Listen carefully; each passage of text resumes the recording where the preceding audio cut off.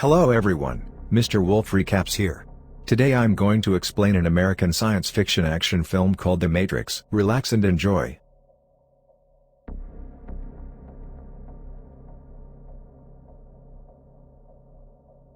The movie is set in the year 1999 and it revolves around a programmer named Thomas Anderson, who works for a popular software company. He also moonlights as a hacker and is known in the darknet by his alias Neo. Throughout his life, Neo has had strange visions about something called the Matrix. However, he has never been able to decode his dreams. One day while working on his computer, he receives a message, vaguely referring to his dreams and instructing him to follow the white rabbit. Someone then knocks on the door and when Neo answers, he is greeted by a group of ravers. They buy illegal contraband from him and then invite him to a party. Neo initially declines the offer but soon changes his mind and agrees to accompany them when he notices a tattoo of a white rabbit on one of the girls.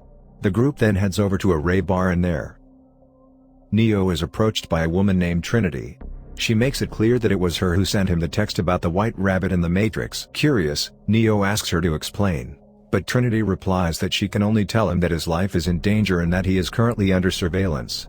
Following this strange encounter, a perplexed Neo returns home. The next day at work, he receives a package in his cubicle. Inside, he finds a phone which immediately starts ringing. On the other end of the line, a man named Morpheus speaks to Neo and warns him that someone is coming for him. He advises him to slowly look up at the elevator. Neo sees three agents led by Mr. Smith looking in his direction as a woman points towards his cubicle. Morpheus tries to help Neo get out of the building but the latter is so puzzled that he allows himself to be arrested by the agents. In the next scene, Neo is taken in for interrogation, where he is informed that he has broken every possible cyber law in the country. Smith tells him that he is most likely to be handed a life sentence in prison but there's a way out of this. He can walk out a free man if he helps the agents in nabbing Morpheus, the man who contacted him earlier. Smith describes Morpheus as the most dangerous terrorist alive. However, Neo refuses to comply and asks to speak with his lawyer. Smith then tells him that there's no use of calling if he can't utter a word. Just then, Neo's lips get fused together out of nowhere and he is slammed on the table by the agents. Then, a shrimp-like probe is implanted in his stomach through his navel. The next second, Neo wakes up in cold sweat in his room. He is left pondering if it was all a frightening dream. Suddenly, he gets a call from Morpheus, who asks him to meet at Adam's Bridge, promising to answer all of Neo's questions. Neo finally decides to comply and heads to the location. There, he is picked up by Trinity and two other people in a car. One of them points a gun at him and orders him to take off his shirt. Neo is puzzled but Trinity assures him that it is for their mutual benefit that he must comply. He hesitantly obliges and shockingly, Trinity pulls out the device that the agents had implanted in his body. It turns out Neo wasn't dreaming after all. Trinity then takes him to an abandoned building where they reunite with Morpheus. The mysterious man tells Neo that all the answers he has been seeking all his life can't really be explained. It can only be seen and experienced. Morpheus then warns Neo that once he learns the truth, he can never go back. Afterwards, Neo is asked to choose between a blue and a red pill. The first pill shall take him back to his old life with no recollection of his meeting with Morpheus, Trinity and others, while the red pill will keep him in the Wonderland and Morpheus will show how deep the rabbit hole goes. After a brief deliberation, Neo chooses the red pill, meaning he wants to learn the truth. So, he is strapped to a chair and fitted with some wires. To his shock, he sees a shattered mirror miraculously repair itself. Puzzled and intrigued, he touches the surface and lo and behold, the silver begins to creep over his skin.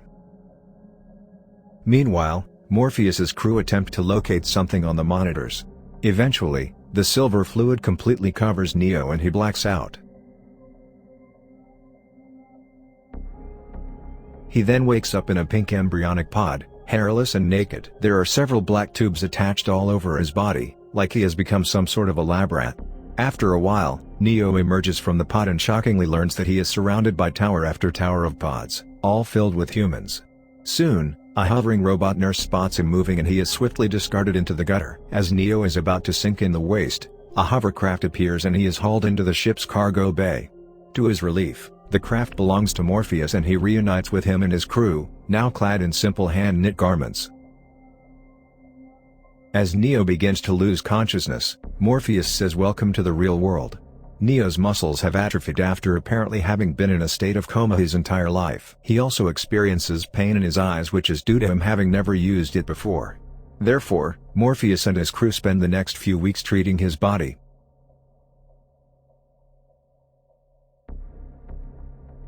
One day, Neo finally gains consciousness. He is fully clothed and has grown some hair on his head. Morpheus then appears and informs him that they are inside his ship called Nebuchadnezzar. Moreover, it's the year 2199, not 1999 as Neo and others in his world were made to believe. He then gets a tour of the ship and is introduced to the rest of the crew: Apoc, Cypher, Mouse and brothers Dank and Dozer. The crew straps Neo onto a chair and inserts a long probe into the back of his skull.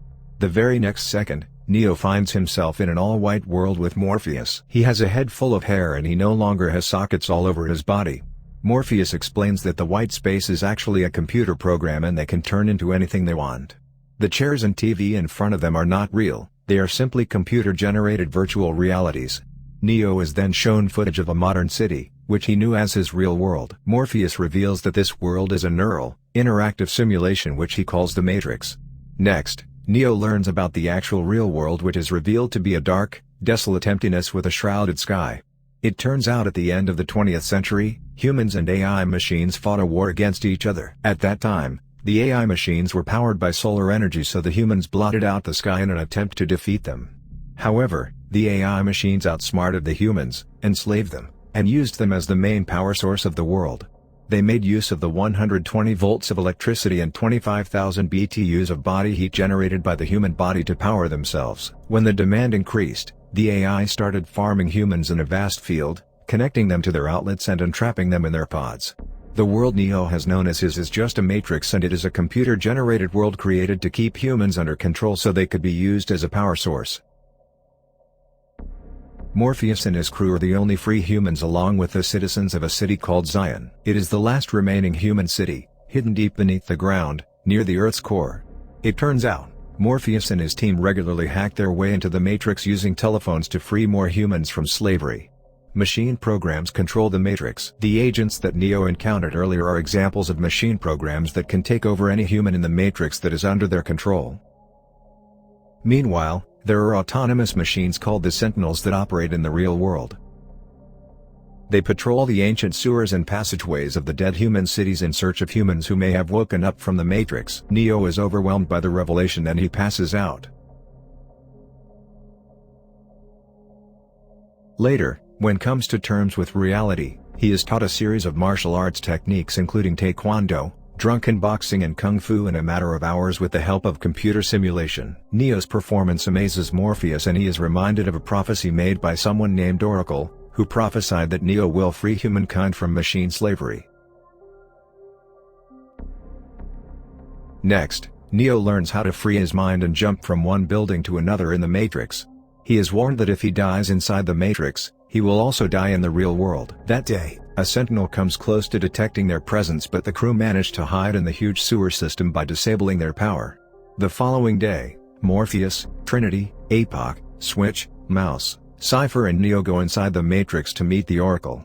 However, on their way to the destination, Cypher secretly discards his cell phone for some reason. The group eventually arrive at Oracle's home and it turns out she raises potentials, a group of children who possess specific qualities of enlightenment and awareness. When Neo introduces himself to the Oracle, she surprisingly tells him that he is not the one, and one day, he will have to choose to save either Morpheus or himself. Later, when the group proceeds to head back, they are ambushed. It turns out that Cypher sold them out. He had gotten tired of fighting for the liberation of humankind, so he now wants to go back to his ignorant yet blissful life in the Matrix. The agents spray the group with bullets and it results in Mouse's death. Dank manages to help the rest of the crew escape through the walls. However, they are soon spotted by an agent, so Morpheus sacrifices himself so that the others can escape. After a bit of scare, Trinity and the group manage to escape, but Cypher returns to his real body back in the Nebuchadnezzar before them. He immediately kills the unsuspecting Tank and Dozer before starting to unplug the crew in the real world one by one. However, before he could get to Trinity, Tank, who has somehow survived the attack, gets up and shoots Cypher dead. In the next scene, Trinity and Neo safely make it back to the ship while Agent Smith interrogates Morpheus about the city of Zion. Afraid that Morpheus will spill their secrets, Tank suggests unplugging him, but Neo says no. He remembers Oracle telling him that he is not the one, but he can choose to save Morpheus. Hence, Neo decides to bring back Morpheus by sacrificing himself. Trinity is impressed by his determination, and she decides to join him too. After arming themselves with a plethora of weapons, the two head to the building where Morpheus has been kept. They shoot their way past the guards and make their way to the lift. They then climb to the top of the building through the cable and blow up the lobby with a bomb. On the roof, they are attacked by police, who are remotely controlled by the agents. A long battle follows, but Neo eventually manages to neutralize the police and board their chopper along with Trinity. The pair fly the helicopter and hover it around the floor where Morpheus has been held hostage. They then open fire at the agents, compelling them to take shelter. Morpheus uses this opportunity to escape and jump towards the chopper. Meanwhile, Neo immediately ties himself to a rope and jumps out to catch Morpheus. They get hold of each other, but the agents manage to sabotage the helicopter, so the two are forced to jump on top of one of the buildings. Meanwhile, as the chopper crashes, Trinity grabs the rope and jumps. Neo quickly saves her, and seeing this, Morpheus exclaims, "You are the one." Neo reminds him about their last encounter with Oracle, but Morpheus replies that she told him exactly what he needed to hear. Following this, the three quickly rush inside a subway and locate a telephone booth. Morpheus and Trinity manage to escape, but Neo is confronted by Agent Smith. Left with no choice, he decides to take on the deadly agent, resulting in a brutal fight. As expected, Smith overpowers our hacker boy with his nearly invincible moves. He throws Neo into the train tracks and then puts him in a headlock. Soon, the train approaches, but Neo somehow backflips out of the tracks, leaving the agent to die. However, Smith takes over another human and starts chasing Neo. At the same time, Nebuchadnezzar comes under attack from the Sentinels. Tank and the crew prepare to launch an electromagnetic pulse against them, but they can only do so when Neo returns. Meanwhile, the latter evades attacks from Smith as he is guided by Tank into a building. Unfortunately, just as he enters room 303, the agent catches up to him and shoots him several times in the heart, killing him instantly. The situation is even worse at the ship. The Sentinels have begun tearing the place apart. With time running out, Trinity becomes emotional and leans over Neo's lifeless body, confessing that Oracle had prophesied she would fall in love with the man and it would be the one. As the Sentinels' lasers begin to cut open the hovercraft, Trinity confesses her for Neo and kisses him. Lo and behold, he wakes up. The agents notice him, and without wasting any time, they open fire at him. However, Neo telekinetically stops the bullets midair and drops them on the ground, making for one of the most epic movie scenes of all time. Neo has embodied the One and he begins to see through the Matrix. He sees cascades of machine codes, and using his newfound powers, he defeats Smith effortlessly before returning back to the ship. Just then, Morpheus launches the EMP and destroys the Sentinels. When Neo opens his eyes, he finds Trinity leaning over him, so he gives her a kiss. The movie ends with Neo continuing to fight to free humankind from AI slavery.